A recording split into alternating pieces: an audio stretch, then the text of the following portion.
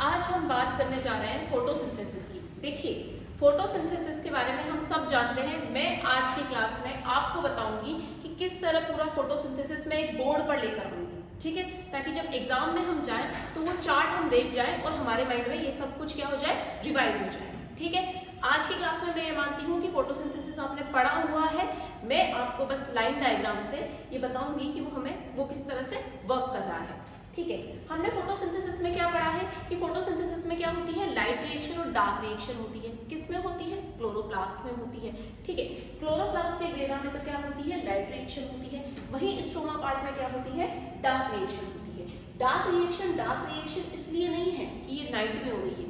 Dark reaction का नाम dark reaction इसलिए है क्योंकि ये लाइट रिएक्शन के प्रोडक्ट पर डिपेंड करती है, ठीक है। तो हम सबसे पहले बात कर लेते हैं कि भाई कैसे क्या हुआ। सबसे पहले क्या हुआ होगी, लाइट आई होगी, क्लोरोफिल मॉलिक्यूल क्या हुआ होगा, एक्साइटेड हुआ होगा, इलेक्ट्रॉन निकले होंगे, फोटोफॉस्फोराइलेशन हुआ होगा, ठीक है। अब क्या होता है, जैसे ही लाइट आई तो क्या होता है, फोटोफॉस्फोराइलेशन होता है।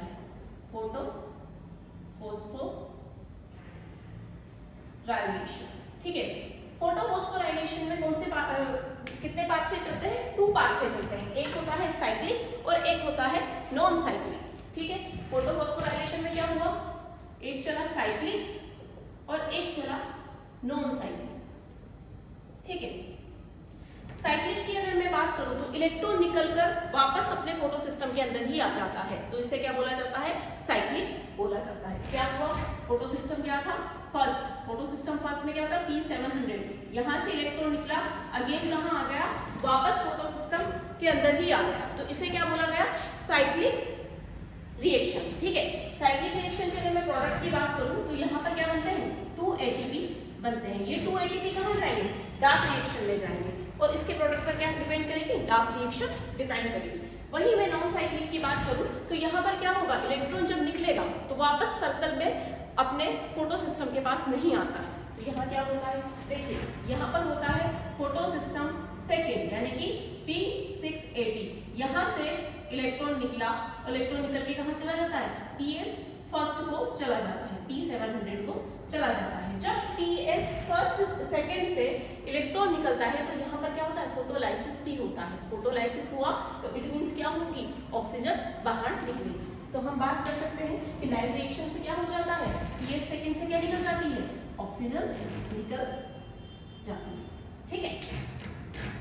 देखिए यहाँ पर इलेक्ट्रॉन के जाने का पाथवे एक जेड के फॉर्म में बनता है, इसलिए इसे क्या बोला जाता है, जेड स्कीम भी बोला जाता है। यहाँ के प्रोडक्ट की अगर मैं बात करूं तो यहाँ पर बनता है एक ATP प्लस 2 NADPH, ठीक है। 2 ATP तो साइक्लिक रिएक्शन से निकले और एक ATP 2 NADPH कहां से निकले, नॉन साइक्लिक रिएक्शन से निकले। अब ये जो प्रोडक्ट है इन्हीं पे कौन सी रिएक्शन डिपेंड करती है, डार्क रिएक्शन डिपेंड करती है, ठीक है। ये कहां आएंगे, स्ट्रोमा में आएंगे। कौन कौन आएंगे, 3 ATP और 2 NADPH, ठीक है। क्या मैं इनको 54 ATP लिख दूं, 54 ATP किस तरह से बना है ये हमको पता है क्योंकि फोटोसिंथेसिस हमने क्या कर रखा है, पढ़ रखा है, ठीक है।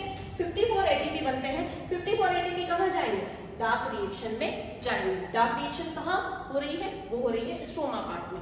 अब डार्क रिएक्शन में कितने पाथवे होते हैं, 3 पाथवे होते हैं। पहला होता है C3 पाथवे, C4 पाथवे और CAM पाथवे। बात कर लेते हैं C3 पाथवे की। C3 पाथवे में क्या होती है, भाई CO2 बाहर से आती है, ठीक है। इन सब में क्या है, CO2 बाहर से आ रही है। CO2 आती है वो किससे कनेक्ट होती है, RUPP से कनेक्ट होती है। कौन हेल्प करता है, रुबिस्को एंजाइम हेल्प करता है, ठीक है। जो C3 पाथवे होता है उसे बोला जाता है केल्विन साइकिल, ठीक है। क्या बोला जाता है, केल्विन साइकिल। अगर हम यहाँ पर बात करें तो यहाँ पर कौन सा एंजाइम काम करता है, रुबिस्को एंजाइम काम करता है, ठीक है। वहीं अगर हम बात करें कि इसमें जो फर्स्ट स्टेबल प्रोडक्ट होता है वो बनता है PGA। क्या बनता है, PGA। इन सब की फुल फॉर्म आपको पता है, आपने फोटोसिंथेसिस पढ़ा हुआ है। ये सिर्फ एग्जाम से पहले लर्न करने का एक डायग्राम फॉर्म में है कि आप इसको देख जाए, ठीक है। PGA कितने कार्बन वाला होता है, ये होता है 3 कार्बन वाला, इसीलिए फर्स्ट स्टेबल प्रोडक्ट क्या बना, PGA। इसीलिए इसका नाम क्या होता है, C3 साइकिल होता है, इसीलिए हम इसको क्या बोलते हैं, C3 साइकिल बोलते हैं। ठीक है, यहां से प्रोडक्ट क्या बनता है, ग्लूकोज बनता है। क्या बनेगा, ग्लूकोज बनेगा। प्लस यहाँ पर कितने एटीपी यूज होते हैं, टोटल जो 54 एटीपी यहाँ से बनकर आए वो टोटल के टोटल 54 एटीपी यहाँ पर क्या हो जाते हैं, यूज हो जाते हैं। देखिए ये बात याद रखना, लाइट रिएक्शन में एटीपी बनते हैं, डार्क रिएक्शन में एटीपी यूज होते हैं। ठीक है, क्या हुआ, C3 साइकिल में 54 के 54 एटीपी क्या हो गए, यूज हो गए। बात कर लेते हैं, ये C3 प्लांट में चलेगा। ठीक है, ऐसा नहीं है कि एक प्लांट के अंदर तीनों साइकिल चल रहे हैं, ऐसा नहीं होता। ये मैंने यहाँ पर समझाने के लिए बताया है कि C3 प्लांट के अंदर ये सब होगा, हमको ये चीजें लर्न करके जाननी है। वही बात कर लेते हैं C4 पाथवे की। ठीक है, C4 पाथवे में क्या होता है, CO2 किससे कनेक्ट हुआ, PEP से कनेक्ट हुआ। यहाँ पर कौन सा एंजाइम आता है, PEP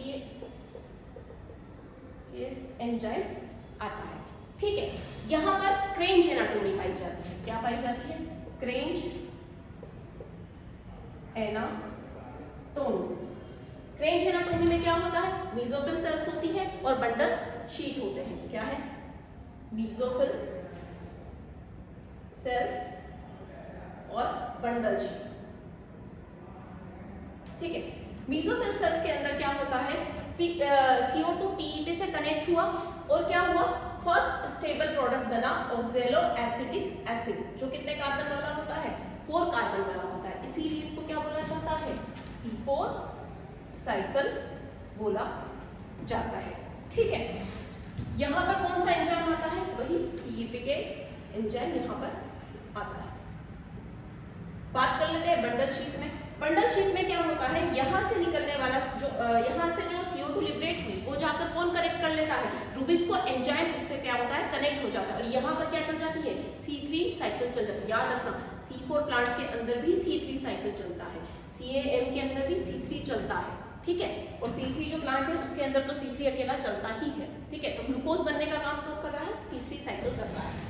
यहाँ पर क्या होगा, यहाँ पर कौन सा एंजाइम आएगा, रूबिस्को एंजाइम आएगा। प्रोडक्ट क्या बनेगा, वही यहाँ पर क्या बनेगा, ग्लूकोज बनेगा। अगर मैं इस पूरे पाथवे की बात करूं, C4 पाथवे की, तो इसमें कितने एटीपी यूज होते हैं, यहाँ पर एटीपी हो जाते हैं 66 एटीपी यूज होते हैं। याद रखना, हमें क्या याद रखना है, C3 के अंदर 54 एटीपी यूज हो रहे थे, यहाँ पर 66 एटीपी यूज होते हैं। इट मींस यहाँ पर C3 से 12 एटीपी ज्यादा यूज हो रहे हैं। तो यहाँ पर मैं लिख दूं 54 + 12। क्या मैंने कुछ गलत लिखा, नहीं, लर्न करने के पर्पज से हमें याद रखना है 12 एटीपी एक्स्ट्रा यूज हो रहे हैं।